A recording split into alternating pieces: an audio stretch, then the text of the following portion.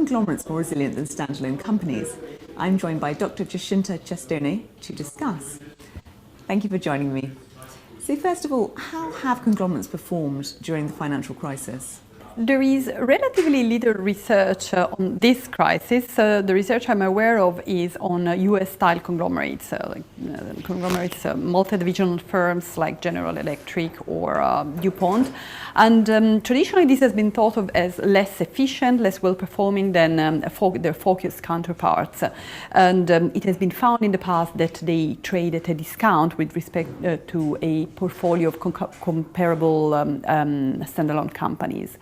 However, in the aftermath of this crisis, it looks like this conglomerate discount is shrinking. So this points to the fact that conglomerates tend to do better than standalone during this crisis. But the most interesting research, I think, comes from other countries where conglomerates take different forms. They take the form of corporate groups, that is, collections of legally independent companies owned by a common owner, controlled by a common owner.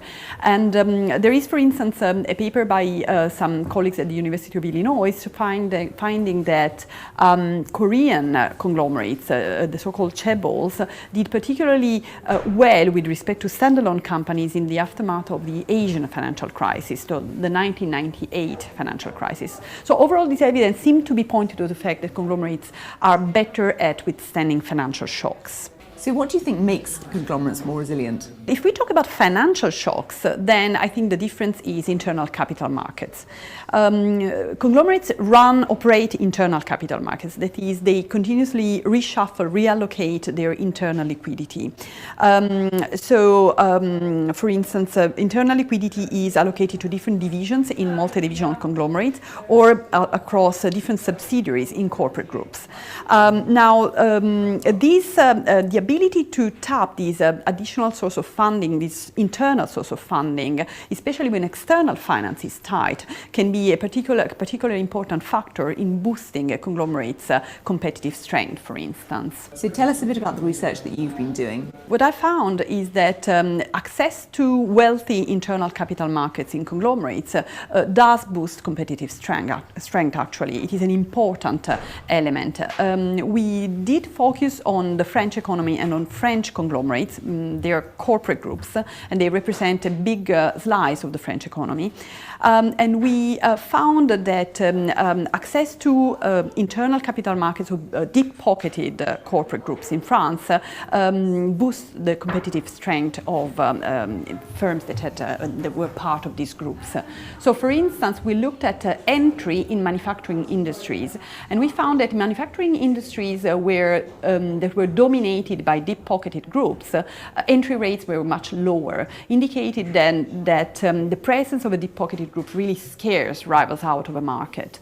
We also found that looking at what happened of new entrants in markets dominated by deep-pocketed conglomerates, they seem to exit quite swiftly after entry. So in a window of 3 to 5 years post-entry, they did exit. So again, it looks like competing against a deep-pocketed conglomerate or a subsidiary of a deep-pocketed conglomerate can be particularly challenging.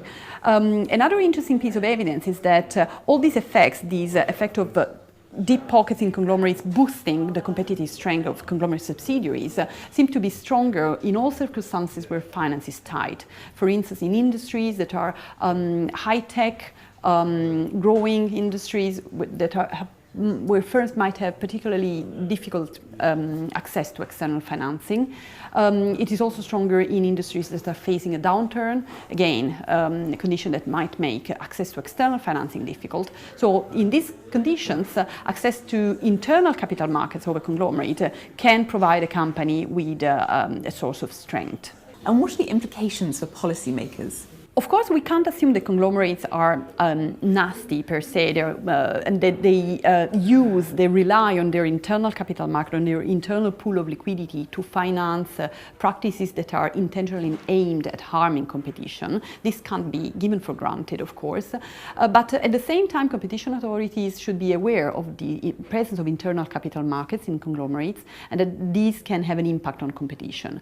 One important recommendation, I believe, is that whenever handling a market where deep-pocketed conglomerates are present, well, this is a market that must be handled with care, must be tackled with care. So whenever a merger is being assessed in this market, in a market where a deep-pocketed group is present, well, it must be taken into account that this is a particular market that might present barriers to entry, for instance. And more generally, whenever in merger appraisals, financial strength is a relevant criterion to take into account in competition policy decisions, my research points to the fact that the relevant criteria is not the financial strength of individual companies, but the financial strength of the whole conglomerate to which a company is affiliated. So how deep are the pockets of the whole group?